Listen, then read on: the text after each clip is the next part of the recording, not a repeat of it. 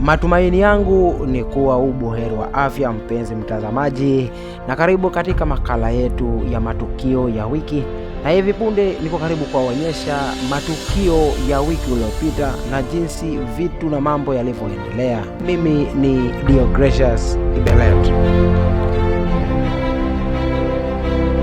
Katika maisha ya binadamu ni jambo la kawaida kujifunza mambo mageni kila kuchao, kwa maana dunia na ulimwengu unasonga mbele.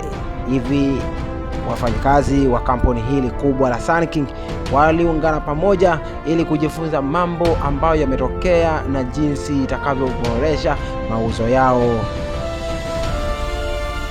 Mkutano huu ukiongozwa na ABM wa Ukunda AHQ Bwana Titus Ouma alielimisha maagenti wale waliohudhuria kuhusu QoS na jinsi itakavyofanya, maana ilikuwa tofauti na hapo awali.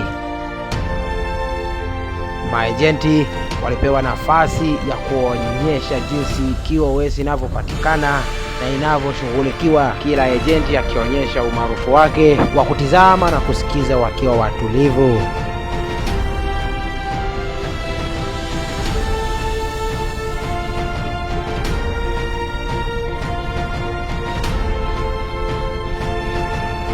Yule aliye na ujuzi wa kutosha akanyanyuka akaonyesha jinsi vitu vinavyoshughulikiwa kwa utaratibu na kupata jibu iliyo sahihi, kila mtu akitoka na kitu ambacho hataelewa.